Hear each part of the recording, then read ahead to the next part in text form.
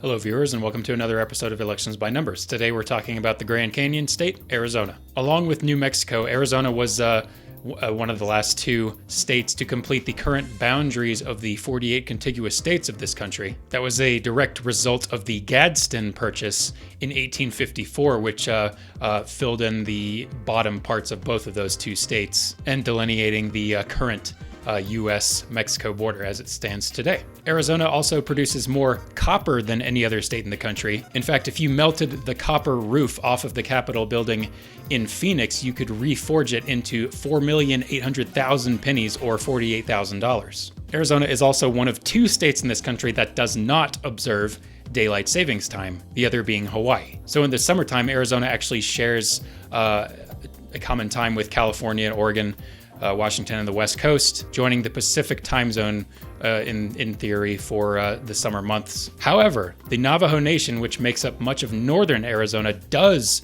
recognize daylight savings time, so they remain in sync with mountain time during the summer months. So if you're ever driving through northern Arizona, as I have done many times, it's really kind of impossible to know what time it is. Arizona has 9 congressional House districts, and the current balance of power is 5 Democrats to 4 Republicans. The 3 that I would consider to be more competitive than the rest this year are Arizona's 1st, 2nd, and 6th, seen up here. They have partisan leans of +2, +1, and +9, all into the Republican column when compared to the national average, according to the Cook Political Report's Partisan Voting Index. Arizona's 2nd is the only district that actually flipped 2 years ago in the most recent midterm cycle. Democrat Ann Kirkpatrick won the district by about 10%, actually. 2 years prior to that, the Republican incumbent Martha McSally, who's a current senator of Arizona, won the House seat by 14% over her Democratic challenger, so that is a swing to the left of 24% in Arizona's 2nd district. To understand more about how Arizonians have been electing their representatives, let's pull up a line graph right now.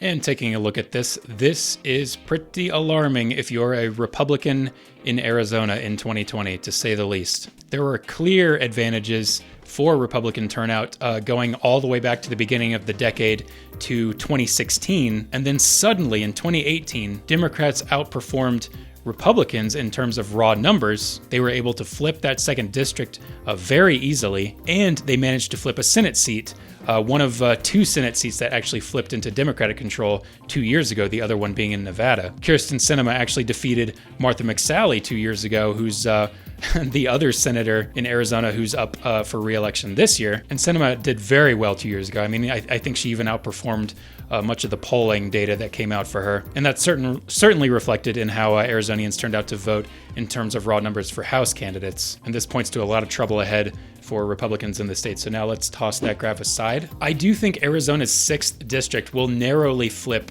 from Republican to Democratic representation this year. Incumbent Republican David Schweikert will narrowly lose to his Democratic challenger. And I look to Democrats' really dramatic gains just in the last 2 to 4 years to back up that claim. So we have one net gain for Democrats in the state of Arizona in the House. Let's make that result official and put it on our first map right now. Mark it.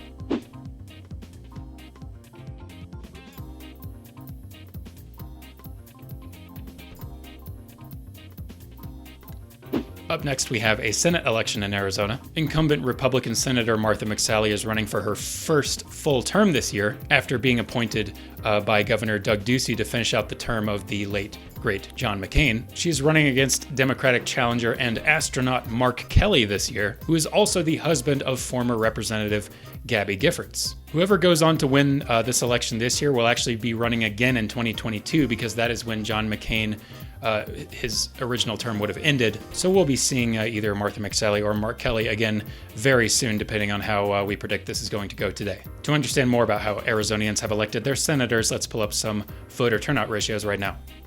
And here we have some numbers. This is actually, we have 4 different years showing here, which we haven't before in any other state we've done so far in this series. That is because this election is occurring just 4 years into a regular senator's term in Arizona. But it's interesting to see the back and forth nature of the advantages in these voter turnout ratios. And I imagine that largely has to do with the candidate running. So it was John McCain running in 2010 and 2016. He enjoyed the advantage in voter turnout ratios both of those years. In 2012, the Republican candidate was former Senator Jeff Flake, who had the disadvantage against his Democratic opponent in 2012. Of course, he would go on to win anyway. But then after he announced his retirement in 2018, after much friction with the current president, Kyrsten Sinema jumped in as the Democratic challenger to Martha McSally and enjoyed a very narrow voter turnout ratio advantage, coupled with better turnout numbers for Democrats at the House level, which was enough to net her a victory in the state of Arizona 2 years ago. So it's hard to determine exactly who will have the advantage this year because House turnout numbers have changed so dramatically recently, and parties take turns having the advantage in Senate races in Arizona. So it's very interesting. But we'll take what we can determine from those numbers, toss them aside. Lastly, we do have to consider the approval rating of the incumbent. In this case, it is Senator Martha McSally. As of this video, she is sitting at -3 points in the state of Arizona, specifically with the approval of 37% and the disapproval of 40% of Arizonians. So you can imagine already this will be a tough election for her. She was not voted into her position. Remember, she was appointed by the governor after we lost John McCain, and she just lost 2 years ago to Arizona's other senator. And she has a negative approval rating just under 0, and Democrats are doing great in raw House turnout numbers. So we'll see how this goes. Let's give everything we know to Pollbot to calculate who is the victor in 2020 for the Senate seat in Arizona. Pollbot. And there's your result. And this is a major call. Mark Kelly winning the seat by a 3.43% margin of victory. This means that in less than 2 years' time, Arizona will have gone from having 2 Republican senators, as they have since 1995, to having 2 Democratic senators. One of the most dramatic leftward turns the state has taken in recent memory. This is also the 4th flip in the Senate that we've projected so far in this series, and the 3rd in Democrats' favor. So let's make this result official right now and put it on our senatorial map. Mark it.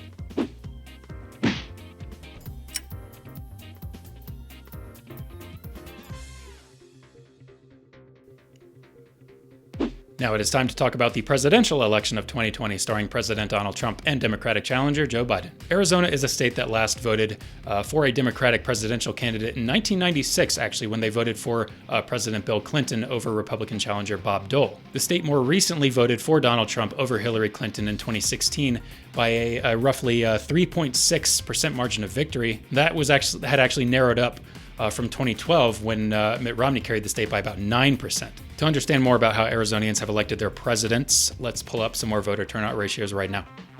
And here we go, some pretty revealing numbers. These numbers actually say a lot more about Donald Trump than anybody else who was running in the presidential race during either of these 2 years. Mitt Romney and Barack Obama in 2012 enjoyed very similar presidential to House voter ratios, but of course the raw turnout numbers favored Republicans in 2012. That's why Mitt Romney was able to carry the state pretty handily by about 9%. 4 years later, Hillary Clinton and Donald Trump are going up against each other in the state.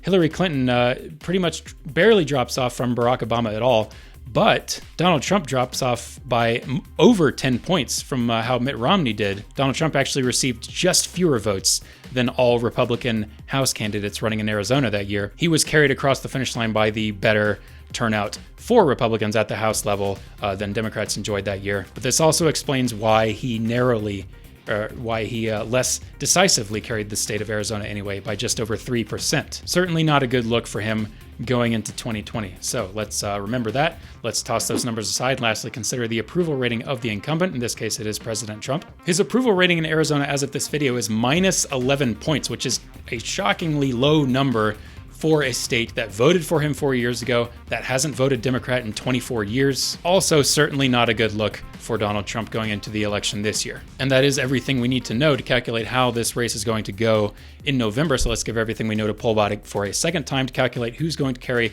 Arizona in 2020, Donald Trump or Joe Biden.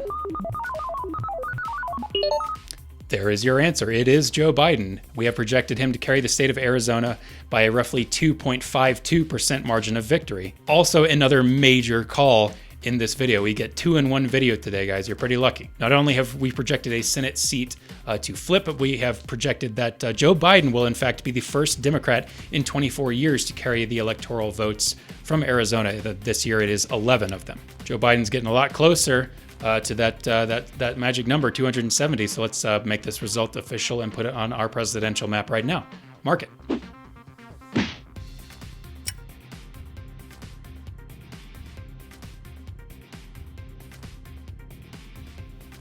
So now all the election results are in for the state of Arizona. We've made some major calls today, and just like that, Joe Biden is 1 electoral college vote away from being the next president of the United States. Let's now talk briefly about the future of Arizona by pulling up an old line graph and 2 new ones.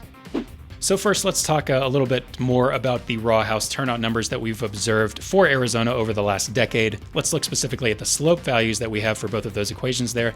That is that value preceding X. So for Republicans, it is 61, and for Democrats, it is 106.6. Basically, what that means is, when you look at the last decade as a whole, on average, every 2 years, Republicans have been gaining votes for Republican House candidates at a rate of roughly 61,000 votes every 2 years. However, Democrats have been gaining at a rate of 106,600 votes every 2 years, meaning that Democrats are breaking away on average by roughly 40,000 votes every 2 years in the state of Arizona. Well, I say breaking away, that's not entirely true. They're gaining, they're catching up at a rate of over 40,000 votes. Had there not been that big blue wave 2 years ago in 2018, these numbers would be basically equal to each other. I mean, the separation between Republicans and Democrats in every year on this graph, except for 2018, is pretty much exactly the same, meaning that they were gaining and losing every 2 years at roughly the same rate. But that really dramatic increase for Democrats, coupled with the pretty much expected number from Republicans, launched their average gain up to beyond 100,000 votes, which is a big deal. Looking at these other 2 line graphs, it's pretty equally troubling news for Arizonian Republicans. In the case of senatorial candidates, we see a negative slope value for Republicans and a positive slope value for Democrats, largely driven by John McCain's popularity towards the beginning of the decade versus Martha McSally's unpopularity towards the end, as well as the rise of Kyrsten Sinema 2 years ago, the first Arizona Democrat to be elected to a Senate seat since the 80s. These projections definitely help Mark Kelly going into November. And things seem even worse for Republican presidential candidates in the state, actually. Trump's unpopularity is cannot be ignored from the direction of how these lines are trending. I mean, we see it's basically even across for Democrats going from Barack Obama to Hillary Clinton, but then a dramatic drop-off for Republicans going from Mitt Romney to Donald Trump. And considering that his approval rating is pretty low in the state right now, I see no reason why he would be performing any better this year than he did 4 years ago. All right, let's toss all those graphs aside. I'll give you my final consensus on Arizona. I believe Arizona may be the most dramatically leftward trending state in the country as of today. It is becoming more Democrat at an alarming rate, joining the ranks of Virginia and Colorado before that. Those 2 states were swing states several years ago, and I don't know if you can remember back that far anymore, but now they're pretty much safely in Democratic control. Arizona is quickly joining their ranks in one of the most remarkable political swings that I remember in my lifetime. I would expect a lot more money to be spent in Arizona going into the future while Republicans try to maintain what control they had, but Democrats have the momentum on their side, and it could very possibly be a safe Democratic state in 4 to 8 years. That just about does it for our latest episode of Elections by Numbers. I want to thank you, the viewer, for tuning in today. If you like what you saw, please hit the subscribe button to get updates on new content as it becomes available. I upload videos every Monday and Thursday. I'm also on Twitter, and I update that account with which state I'm covering next ahead of the scheduled release date. So if you want to stay ahead of the curve, please give me a follow on Twitter, and that link is in the description. Thanks again for watching. Thank you for voting. See you next time.